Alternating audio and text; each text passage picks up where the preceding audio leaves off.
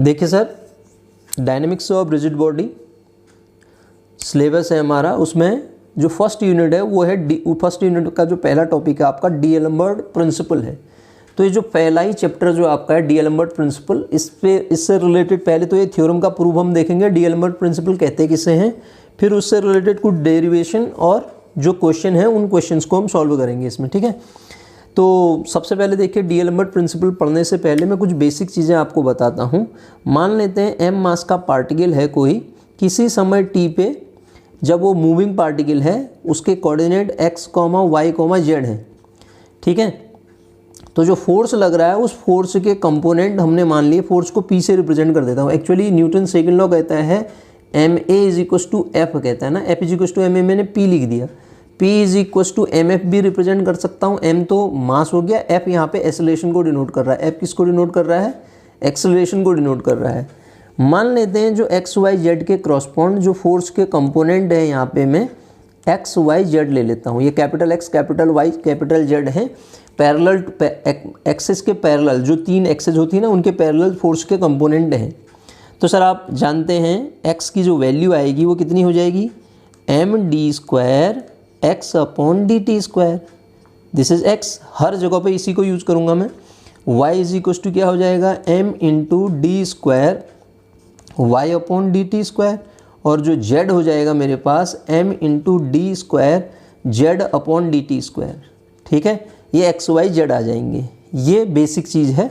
उसके बाद मैं आपको बताता हूँ रिजिड बॉडी क्या होती है। रिजिड बॉडी आप जानते हैं, रिजिड बॉडी का जनरल मतलब अगर कहा जाए तो रिजिड बॉडी कहेंगे किसे आप? ये रिजिड बॉडी है कहलाएगी, हम बचपन से समझते आ रहे हैं। दो पार्टिकल हैं, उनके बीच में अगर आप फोर्स लगाते हैं तो इनके डिस्टेंस में कोई फ़र्क ना पड़े, ठीक है। ऐसा होता नहीं है, लेकिन हम स्टडी करने के लिए लेते हैं, ठीक है। रिजिड बॉडी की क्या है? Rigid body is formed by material particle whose mutual distance do not change, है ना। अगर हम एक्सटर्नल फोर्स लगाएं तो उनके बीच में जो म्यूचुअल डिस्टेंस है वो चेंज ना हो, तो हम उसको क्या कह देते हैं? रिजिड बॉडी कह देते हैं। क्या कह देते हैं? रिजिड बॉडी कहते हैं। तो पूरे चैप्टर में हम बात रिजिड बॉडी की करेंगे। रिजिड बॉडी क्या है? m1, m2, m3, mn particle से मिलके बनी है, ठीक है। कंटिन्यूस बॉडी होगी। एक चीज़ और बताता हूँ मैं आपको, आप समझते होंगे समेशन यूज़ करते हैं कहीं पे, i=1 to n, i=1 to n xi लिखा है मान लेते हैं। तो ये समेशन है, यही चीज़ इंटीग्रेशन भी होती है। कंटिन्यूस बॉडी के लिए ये समेशन किस में कन्वर्ट हो जाएगा सर? इंटीग्रेशन में कन्वर्ट हो जाएगा। अब कुछ और बेसिक चीज़ें मैं आपको बताऊं तो उनमें सबसे पहला आता है इम्प्रेस्ड फोर्स।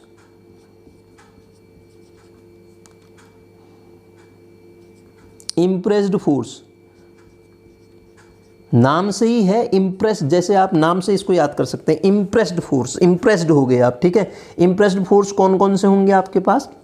जो एक्सटर्नल फोर्सेस होंगे, एक्सटर्नल बाहरी दिखावा, एक्सटर्नल, ठीक है। इम्प्रेशन तभी पड़ता है ना, एक्सटर्नल फोर्सेस, ठीक है। जो एक्सटर्नल फोर्स होंगे किसी बॉडी पे वो सारे इम्प्रेस्ड फोर्स कहलाएंगे, ठीक है। इम्प्रेस्ड फोर्स की मैं बात करूं तो जो एक्सटर्नल फोर्सेस होंगे वो क्या होंगे? जैसे किसी बॉडी को टाइट से आप किसी स्ट्रिंग से टाइट कर दो, जो टेंशन फोर्स होगा वो इम्प्रेस्ड फोर्स होगा। बॉडी का वेट जो होगा mg, वो भी क्या होगा? mg की अगर मैं बात करता हूँ तो वो भी क्या होगा आपका? इम्प्रेस्ड फोर्स, मतलब एक्सटर्नल फोर्सेस होगा, ठीक है। उसके बाद एक वर्ड और आता है सर, इसमें जब हम यूज़ करेंगे इफेक्टिव फोर्स। क्या आता है? Effective force. सर ध्यान से सुनिएगा, इफेक्टिव फोर्स क्या है। अगर मैं बात इफेक्टिव फोर्सेस की करूं तो इफेक्टिव फोर्स किसे कहेंगे? डी'एलेम्बर्ट ने ये जो डिफाइन किए थे ना, md², डी'एलेम्बर्ट क्या, ये तो हम फोर्स के कंपोनेंट ही कहते हैं। md² x/dt², md² y/dt², ठीक है। ये जो है आपके पास md² z/dt², ये क्या है आपके पास? ये इफेक्टिव फोर्सेस हैं। ये क्या है? इफेक्टिव फोर्सेस हैं। इफेक्टिव फोर्सेस का और एग्जांपल मैं आपसे बात करूं, कोई पार्टिकल सर्कुलर मोशन में मूव कर रहा है तो ये सर्कुलर मोशन में पार्टिकल का mv²/ρ, सर्किल में मूव करेगा तो r, रो की जगह पे क्या रख देते थे हम? r रख देते थे। ये भी आपका क्या है? इफेक्टिव फोर्स है। md² s/dt², ये तो वही हो गया, ठीक है। ये पोजीशन को इस तरीके से डिनोट कर दिया, तो ये इफेक्टिव फोर्सेस है। हम ये जो डीएलम्बर्ट प्रिंसिपल है उसमें एक वर्ड यूज करते हैं रिवर्स इफेक्टिव फोर्स। क्या यूज करते हैं sir? Reverse effective force. Reverse effective force. तो ये रिवर्स इफेक्टिव फोर्स क्या होता है? अगर मैं आपसे बात करूं, फोर्स है, इफेक्टिव फोर्स है md² x/dt²। ध्यान से समझिएगा आप इस बात को। इसको साइन अपोजिट लगा देता हूं तो माइनस हो जाएगा। ये क्या हो जाएगा? रिवर्स इफेक्टिव फोर्स कहलाएगा। ये क्या हो जाएगा? Reverse effective force. Minus md² x/dt², this is reverse effective force. तो इतनी बात अगर आपके समझ में आ जाएगी तो डीएलम्बर्ट प्रिंसिपल तो कुछ है ही नहीं। डीएलम्बर्ट प्रिंसिपल कहता है क्या है? हम उसका स्टेटमेंट लिखते हैं और उसको प्रूव भी करते हैं। डीएलम्बर्ट प्रिंसिपल क्या कहता है कि जो एक्सटर्नल फोर्स, मान लेते हैं मैं एक्सटर्नल फोर्स को कैपिटल P से नोट करता हूँ, पूरे रिजिड बॉडी में, ये तो एक किसी पॉइंट के लिए रिप्रेजेंट करेंगे, तो पूरे रिजिड बॉडी में एक्सटर्नल फोर्सेस को मैं समेशन P से कह दूंगा। और जो रिवर्स इफेक्टिव फोर्स है, रिवर्स इफेक्टिव फोर्स पूरी रिजिड बॉडी की मैं बात करता हूँ, तो -md² r/dt²। अभी मैंने आपको बताया रिवर्स इफेक्टिव फोर्सेस क्या होते हैं। ये तो r क्या है? वो तो XYZ लिखे थे मैंने, स्मॉल XYZ। तो पूरे पार्टिकल के लिए r जब आप डिनोट करते हैं तो इस तरीके से लिखते हैं ना, xi + yj + z की 3 डायमेंशन में। इसी प्रकार n डायमेंशन में होगा तो वो हो जाएगा। तो ये क्या हो जाएगा? इक्विलिब्रियम में रहेंगे।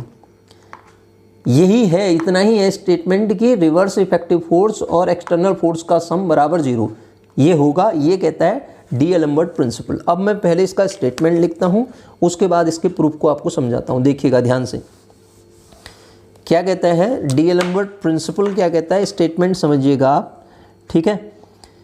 द रिवर्स इफेक्टिव फोर्स, जो मैंने बताया आपको वही लिख रहा हूं मैं यहाँ पे। The reverse effective force, reverse effective force, effective force, reverse effective force at each point, reverse effective force at each point of the system. ध्यान दीजिएगा सर, द सिस्टम लिख रहा हूं मैं, of the system and impressed force,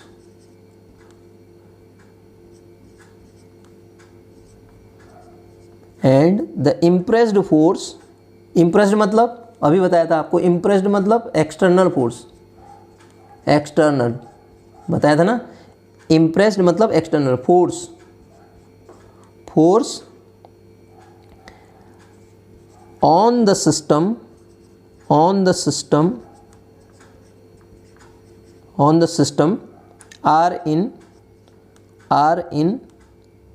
equilibrium,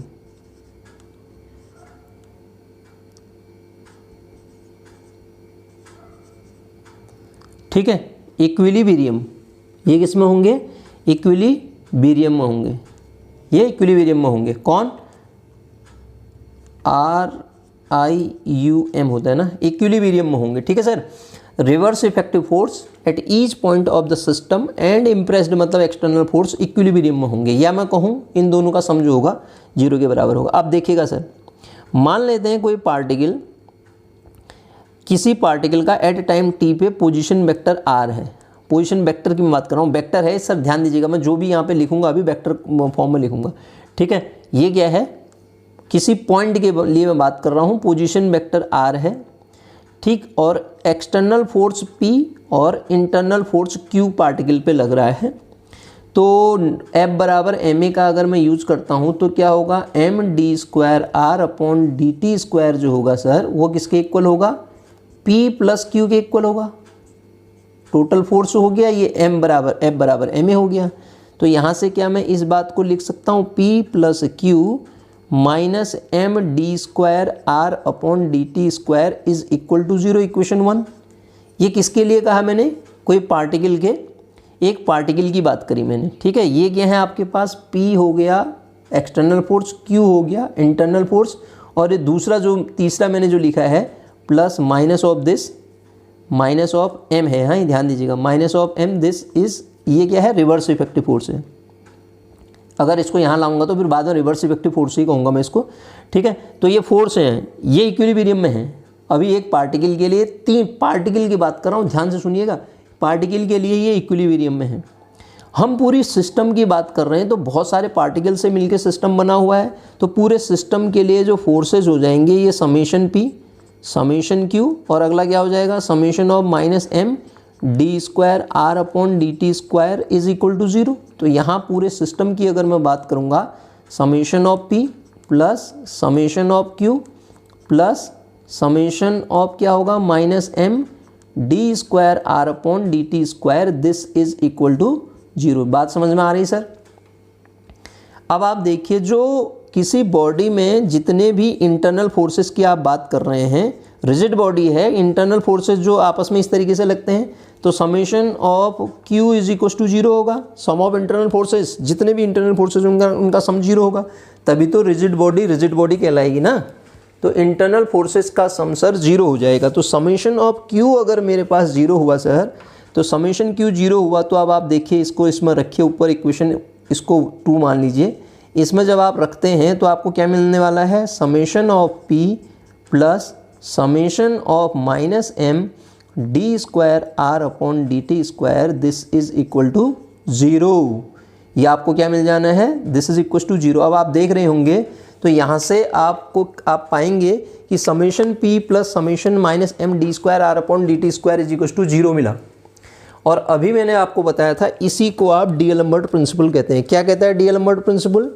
जो external force है और reverse effective force है आपस में इक्विलिब्रियम में, यही तो लिखा है देखिए, the reverse effective force at each point of the system and impressed means external force, ये एक्सटर्नल है, इंटरनल का सम तो 0 हो गया, तो ये वैल्यू 0 आ गई।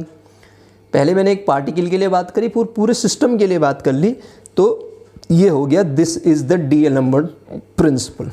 ठीक है सर, इसे कहेंगे हम डी-एलम्बर्ट प्रिंसिपल कहेंगे।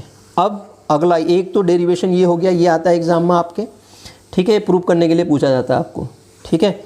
और लिखने का तरीका मैंने आपको बता दिया, आप और एक बार बुक से पढ़ेंगे तो आपको ढंग से समझ में आ जाएगा। अब अगली मैं बात करता हूँ जनरल इक्वेशन ऑफ मोशन की। किसकी? General equation of motion. General equation of motion कोई नई नहीं है, इसी को निकाल रहा हूँ मैं। जनरल इक्वेशन ऑफ मोशन की मैं बात करता हूँ ना sir. General equation of motion मतलब ये डी-एलम्बर्ट प्रिंसिपल की बात कर रहे हैं, ठीक है। D'Alembert principle deduce the using from d'Alembert principle deduce the, ऐसे पूछा जाएगा आपके एग्जाम में, from d'Alembert principle deduce the general equation of motion, ठीक है। जनरल इक्वेशन ऑफ मोशन को डिड्यूस कीजिए। जनरल इक्वेशन इसी से बनेगी, कोई नई नहीं है, फिर बोल दिया मैंने आपको। किसी टाइम t पे किसी पार्टिकल का पोजीशन वेक्टर r है और आपके पास ये p क्या है, एक्सटर्नल फोर्स है, ठीक। तो हमने डी-एलम्बर्ट प्रिंसिपल में क्या पढ़ा था, summation of minus M d square r upon d t square जो होता है sir minus plus summation of p is equal to 0। This is d'Alembert principle. इसको हम क्या कह देते हैं, डी-एलम्बर्ट प्रिंसिपल कह देते हैं। या मैं इसको लिखना चाहूँ तो ये लिख दूंगा M d square r upon d t square, this is equal to summation of p। इसको याद रखेंगे आप, सारे क्वेश्चन में इसी का यूज करूंगा मैं बस, ठीक है। ये क्या हो गया, इक्वेशन ए होगी। और अगर मैं इसको r वेक्टर से वेक्टरली ऑपरेट कर देता हूँ, मतलब क्रॉस प्रोडक्ट ले लेता हूँ दोनों साइड, तो मुझे क्या मिलेगा, summation of r cross M d square r upon d t square. ये वेक्टर है, ध्यान से समझिएगा सर, लिख नहीं रहा हूँ, इसका मतलब वेक्टर है ये, ठीक है। r क्रॉस p वेक्टर है, ध्यान दीजिएगा, ये भी वेक्टर, ये वेक्टर क्वांटिटी है। वेक्टर मल्टीप्लिकेशन तभी किया। अब आप जानते हैं m स्केलर है, तो इसको आप ऐसे भी लिख सकते हैं, m को बाहर कर सकता हूँ मैं, r cross d square r upon d t square, d square r upon d t square is equal to summation of r cross p। ध्यान दीजिएगा, m को तो आप बाहर लिख सकते हैं, लेकिन अगर मान लेते हैं a क्रॉस प्रॉपर्टी बताता हूँ मैं आपको, a क्रॉस ये है तो m ऑफ ब्रैकेट के अंदर a क्रॉस b आप लिख देंगे, लेकिन a cross b is equal to आप इसको b क्रॉस a नहीं लिख सकते हैं, इसको आप b क्रॉस a नहीं लिख सकते हैं। कांस्टेंट क्वांटिटी थी वो तो बाहर ले ली जा सकती है, a cross b not equal to b cross a, ये नहीं हो सकता, ठीक है। तो ये दो जो फॉर्म मिले ना सर, यही कहलाती हैं general equation of motion. D-Alembert का यूज करके जो जनरल इक्वेशन ऑफ मोशन बनी वो ये बन गई। जनरल इक्वेशन ऑफ मोशन क्या बनी, ये दो बन गई general equation of motion. Clear हुई बात? ये मैंने जनरल इक्वेशन ऑफ मोशन कहा आपसे। अब मैं बात कर रहा हूँ, ये तो इसकी वेक्टर फॉर्म थी, इन्हीं की स्केलर फॉर्म भी बना देते हैं। स्केलर फॉर्म कोई नई नहीं होगी, हम किस तरीके से यूज़ करेंगे, स्केलर फॉर्म में इसको रिप्रेजेंट कर लेते हैं। एग्जाम में आएगा तो आप पूरा देंगे उसको, ठीक है। स्केलर फॉर्म भी रिप्रेजेंट कर लेते हैं, ठीक है। मान लेते हैं आर जो था, आर को हमने इसके पोजीशन आर पोजीशन वेक्टर है, उसको coordinate wise x y comma z से नोट किया। और जो पी था फोर्स, उसको अभी मैंने आपको स्टार्टिंग में सबसे पहले बताया था, capital x capital y capital z से रिप्रेजेंट करते हैं। तो इसका मीनिंग क्या हो गया, आर इज इक्वल टू आपके पास मिला वेक्टर क्वांटिटी है, कहा था x i cap plus y j cap plus z के कैप, दिस इज आर। और जो मेरे पास आर के बाद दूसरा पी मिला, पी इज इक्वल टू क्या है, x i cap plus y j cap, capital Y है ध्यान दीजिएगा, Y j cap plus z के कैप, जेड के कैप, ठीक है। तो सर ध्यान से समझिएगा मेरी बात को अब। So d square r upon d t square जब मैं लिखूंगा तो क्या हो जाएगा, d square x upon d t square of i cap plus d square y upon d t square of j cap plus d square z upon d t square of k cap, ठीक है sir. तो अब equation में रख देते हैं। दो equation मैंने कहा था, पहली इक्वेशन क्या है, m d square r upon d t square, this is equal to summation of p, ये था ना, इसमें रखते हैं हम। जब इसमें रखेंगे तो summation of m d square r upon d t square क्या है, d square x upon d t square i cap plus d square y upon d t square of j cap plus d square z upon d t square of k cap, this is equal to right hand side में summation of क्या हो जाएगा, x i cap plus y j cap plus z के cap, comparing both side, D square x upon d t square, ठीक है। अगर दोनों side compare कराता हूँ तो 3 यहाँ से मिलेंगी, 3 दूसरे से मिलेंगी ना, एम भी होगा ना, summation of m d square x upon d t square is equal to summation of x. दूसरी इक्वेशन क्या आ जाएगी, summation of m d square y upon d t square, sorry ये स्मॉल है, हाँ यहाँ स्मॉल है, यहाँ कैपिटल एक्स है, this is equal to summation of capital y and summation of m into d square z upon d t square, this equal to summation of capital z. These 3 equation are scalar equation, ये इसकी scalar equation आ गई। 3 equation इससे मिली sir, अन्य 3 equation में जो उसकी दूसरी equation आई थी वहाँ से निकालूंगा तो मुझे वो जो जनरल इक्वेशन थी उसकी स्केलर फॉर्म भी मिल जाएगी। उसको भी बताता हूँ मैं आपको, उसका एक फॉर्मेट बता देता हूँ, अगला आप खुद करेंगे। समेशन ऑफ दूसरी इक्वेशन क्या थी आप बताएंगे, समेशन ऑफ एम, अगर सेकेंड इक्वेशन की मैं बात करता हूँ तो सेकेंड इक्वेशन थी क्या, summation of m into r, m into r cross d square r upon d t square, this is equal to कितना, summation of r cross p. अब आप जानते हैं ए क्रॉस बी अगर निकालना है तो आप ये लगाएंगे आई जे के, इसके इस वेक्टर ए को यदि मैं component wise A1 A2 A3 और बी को B1 B2 B3 से रिप्रेजेंट करता हूँ तो ये होगा। तो इसी प्रकार यदि मैं आर को लिखता हूँ तो सर देखिएगा आई जे के ये है, तो यहाँ पे आर को एक्स वाई जेड से आप रिप्रेजेंट करेंगे, और ये क्या था d square x upon d t square, ये क्या था d square y upon d t square, ये था आपका d square z upon d t square, clear है, डी टी स्क्वायर। जब आप इसको सॉल्व करेंगे तो आई वाला कंपोनेंट कितना आ जाएगा, आई देखिएगा ये कैंसिल, तो y into d square z upon d t square, मैं लेफ्ट हैंड साइड की बात कर रहा हूँ ना, इसी प्रकार राइट हैंड साइड भी आ जाएगा। हाँ, राइट हैंड साइड के लिए क्या हो जाएगा, वो आई जे के ये क्या आएगा, r means small x small y small z और capital x capital y capital z, ठीक है सर, कैपिटल जेड ये हो गया। तो यहाँ देखिए ये कैंसिल क्रॉस मल्टीप्लाई कीजिए, y d square z upon d t square minus z d square क्या होगा, ये cancel, z d square y upon d t square, और प्लस जे लेता हूँ, प्लस कर दिया मैंने तो क्रॉस मल्टीप्लिकेशन में चेंज हो जाएगा, ये कैंसिल, इसको मल्टीप्लाई कीजिए, z d square x upon d t square minus का x d square z upon d t square. इसी प्रकार जब आप सॉरी ये जे होता है ना, j cap, i cap, k cap जब लेंगे तो के कैप में ये cancel, x d square y upon d t square minus का y d square x upon d t square. Sir आप बात समझ रहे हैं?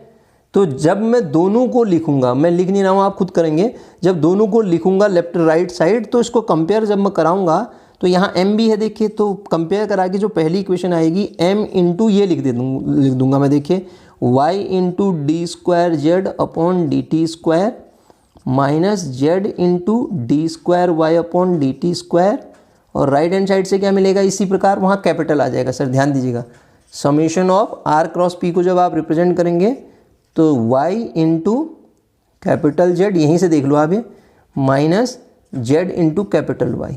एक इक्वेशन ये आ गई।